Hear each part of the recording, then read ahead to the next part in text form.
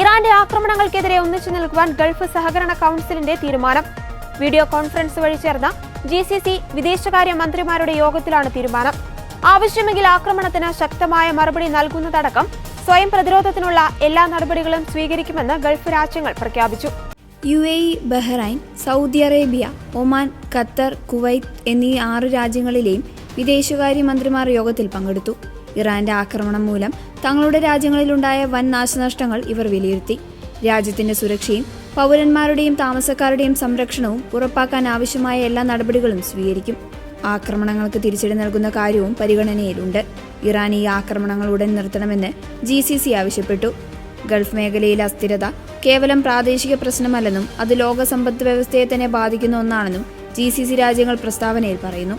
നേരത്തെ UAEക്ക് നേരെയുണ്ടായ ആക്രമണങ്ങളെ പ്രധാനമന്ത്രി Narendra Modi അപലപിച്ചിരുന്നു. UAE president Sheikh Muhammad bin Syed അൽ നഹ്യാനുമായി മോദി സംസാരിച്ചു. UAEക്ക് നേരെയുണ്ടായ ആക്രമണങ്ങളെ അപലപിച്ച മോദി ആക്രമണങ്ങളിൽ ജീവൻ നഷ്ടപ്പെട്ടവർക്ക് അനുശോചനം രേഖപ്പെടുത്തുകയും ചെയ്തു. പ്രതിസന്ധി നിറഞ്ഞ ഘട്ടത്തിൽ UAEക്കൊപ്പം ഇന്ത്യ നിലകൊള്ളുന്നതായും മോദി എക്സിൽ കുറിച്ചു. UAEയിൽ താമസിക്കുന്ന ഇന്ത്യൻ സമൂഹത്തെ പരിപാലിക്കുന്നതിന് UAE പ്രസിഡന്റിന് നന്ദി അറിയിച്ചതായും മോദി എക്സിൽ കുറിച്ചു.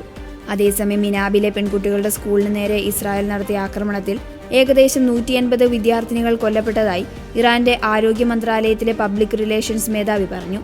മണിക്കൂറുകൾക്ക് മുൻപ് ടെഹ്റാനിലെ ഗാന്ധി ആശുപത്രിക്ക് നേരെ ആക്രമണം നടത്താനും സ്കൂളിൽ ഉപയോഗിച്ച അതേതരം മിസൈലുകളാണ് ഉപയോഗിച്ചതെന്നും അദ്ദേഹം കൂട്ടിച്ചേർത്തു. അതേസമയം ഇറാനെതിരായ സൈനിക നടപടിക്ക് 4 ആഴ്ച വരെ സമയമെടുത്തേക്കുമെന്ന് US പ്രസിഡന്റ് ഡൊണാൾഡ് ട്രംപ് പറഞ്ഞു. ഇതൊരു 4 ആഴ്ചത്തെ പ്രക്രിയയാണ്. 4 ആഴ്ചയോളം എടുക്കുമെന്നാണ് ഞങ്ങൾ കണക്കുകൂട്ടുന്നത്. അതൊരു വലിയ രാജ്യമാണ്.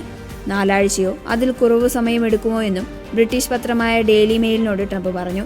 ഇറാനുമായി കൂടുതൽ ചർച്ചകൾക്ക് തയ്യാറാണെന്ന് ട്രംപ് പറഞ്ഞെങ്കിലും അതുടൻ സംഭവിക്കുമോ എന്ന് വ്യക്തമല്ല. അവർക്ക് സംസാരിക്കാൻ ആഗ്രഹമുണ്ട്. പക്ഷേ ഞാൻ പറഞ്ഞു, കഴിഞ്ഞ ആഴ്ചയാണ് നിങ്ങൾ സംസാരിക്കേണ്ടിയിരുന്നത്, ഈ ആഴ്ചയല്ല എന്നും ട്രംപ് പറഞ്ഞു.